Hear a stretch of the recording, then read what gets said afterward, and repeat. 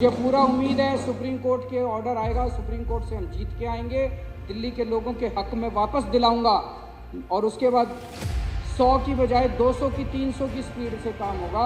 लेकिन तब तक काम रुकेंगे नहीं। आपके 100 करोड़ रुपए खा गए ये लोग। अरे कहीं कोई एक पैसा तो मिले, 100 करोड़ है काम। अच्छी कॉलोनियों के अंदर इतना बड़ा सड़क बना रहे हैं, पानी की पाइपलाइन लगा रहे हैं, सीवर का नेटवर्क लगा रहे हैं। ओल्ड एज पेंशन आज सबसे ज़्यादा पूरे देश में दिल्ली के अंदर मिल रही है।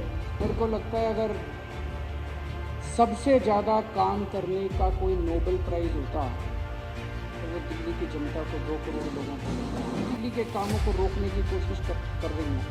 लेकिन भगवान जब सारे दरवाजे बंद कर देता तो एक खिड़की कहीं से खोलता है। हर जगह कभी ना कभी कोई खिड़की खुल जाती है और दिल्ली वालों के काम हो जाते हैं। आज दिल्ली के मोहल्ला क्लिनिक में, दिल्ली के अस्पतालों के अंदर करोड़ों लोग अपना फ्री में इलाज कराते हैं। जिसका भी फ्री में इलाज होता है, ऑपरेशन होता है, बीमारी ठीक हो जाती है, वो हमें आशीर्वाद देके जाता है।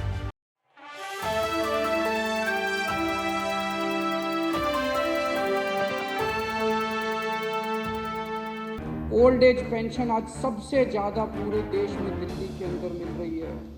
सबसे कम महंगाई, ये मैं नहीं कह रहा, केंद्र सरकार का आंकड़ा कह रहा है, सबसे कम महंगाई आज दिल्ली के अंदर है। दिल्ली के लोगों पे और जगह जगह सड़कों का निर्माण, इतने काम कर रहे हैं। मेरे को लगता है अगर सबसे ज़्यादा काम करने का कोई नोबेल प्राइज़ होता तो वो दिल्ली की जनता को 2 करोड़ लोगों को। मुझे कई बार लगता है कि भगवान की कृपा है दिल्ली वालों के ऊपर कि इतनी सारी, इतनी शक्तिशाली शक्तियां हैं जो दिल्ली के कामों को रोकने की कोशिश कर रही हैं। लेकिन भगवान जब सारे दरवाजे बंद कर देता तो एक खिड़की कहीं से खोलता है। हर जगह कभी ना कभी कोई खिड़की खुल जाती है और दिल्ली वालों के काम हो जाते हैं। हमारे पास क्या है?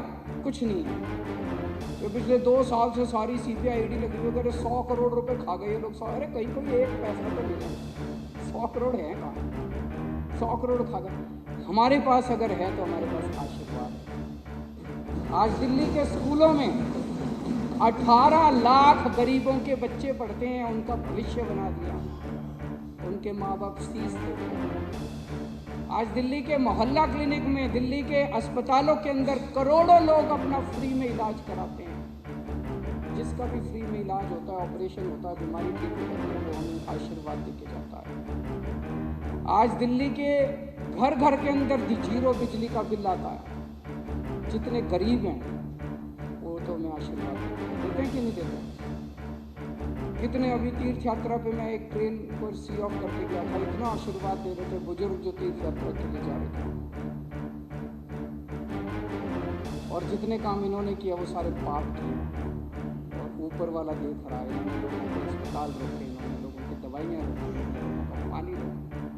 तो पाप अगर करोगे तो आपको उसका तो परिणाम भुगतना ही पड़ेगा और इसी जन्म में भुगतना पड़ेगा। किसी ने सही कहा है, ये जिंदगी भर यहीं बैठेंगे और अभी तो 8 हैं, देखना अगली बार 2 भी नहीं बचेंगे।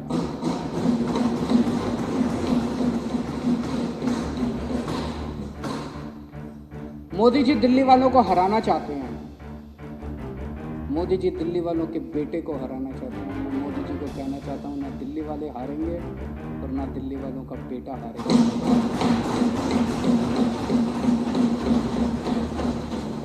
डट के मुकाबला करेंगे। और मैं आज दिल्ली के लोगों को कहना चाहता हूँ, आपका एक भी काम मैं रुकने नहीं दूँगा।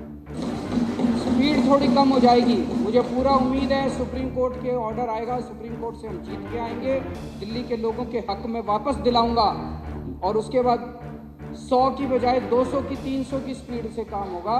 लेकिन तब तक काम रुकेंगे नहीं। आपके विदेशों में जाके बड़ी बड़ी बातें करते हैं तो काम, जनतंत्र की बात करेंगे, लार्जेस्ट डेमोक्रेसी की बात, और यहाँ आके डेमोक्रेसी को कुचलने की और क्रश करने का। मैं ये सोच रहा था, डेमोक्रेसी के कई सिस्टम होते हैं। कोई कहता है वेस्टमिंस्टर मॉडल, कोई कहता है प्रेसिडेंशियल फॉर्म ऑफ डेमोक्रेसी, कोई कहता है पार्लियामेंट्री फॉर्म ऑफ, अलग अलग मॉडल हैं। ये जो बिल आए हैं इसमें 3 मेंबर कमेटी बनाई है जिसमें मुख्यमंत्री होगा और 2 अफसर उसके सर पे बैठे होंगे। ये कौन सा मॉडल है? भगवान ही जानता है ये कहाँ से लाए हैं। RSS वालों का सबसे खुराफाती दिमाग होता है। ये संघी मॉडल है।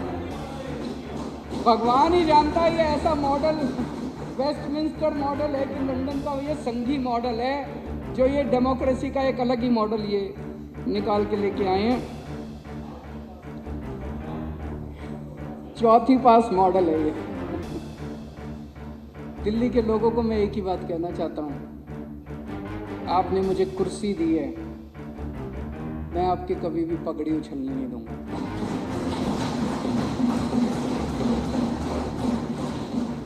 आपका कभी भी सर नहीं झुकने दूंगा, दिल्ली के कभी कोई काम में रुकने नहीं दूंगा।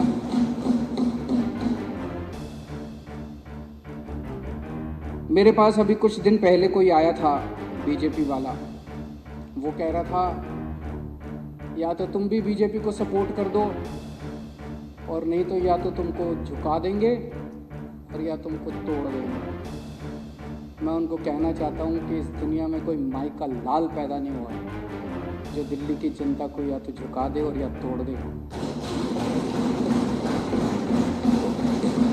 दुनिया में कोई माई का लाल पैदा नहीं हुआ जो केजरीवाल को झुका दे या केजरीवाल को तोड़ दे।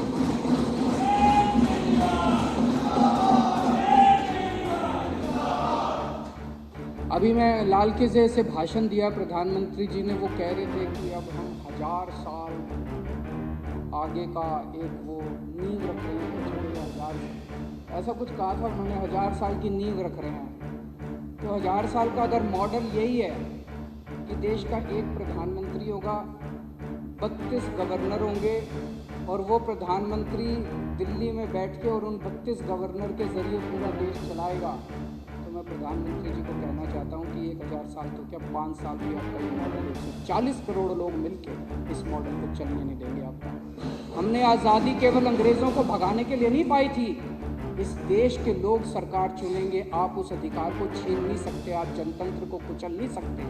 केंद्र में भी सरकार लोग बनाएंगे, राज्य में भी सरकार लोग बनाएंगे, पंचायत में भी सरकार लोग बनाएंगे और म्यूनिसिपैलिटी में भी सरकार लोग बनाएंगे। आप अगर सोचो कि आप प्रधानमंत्री बनके और गवर्नरों के जरिए और लेफ्टिनेंट गवर्नर के जरिए पूरा देश चलाओगे तो 140 करोड़ लोगों का सामना आपको करना पड़ेगा।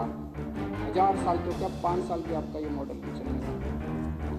और मेरा दिल कहता है आने वाले लोकसभा चुनाव के अंदर 7 सीटें दिल्ली में बीजेपी हार रही है और ये वाला चुनाव दिल्ली को पूर्ण राज्य दिलाने का के मुद्दे के ऊपर ये वाला चुनाव है।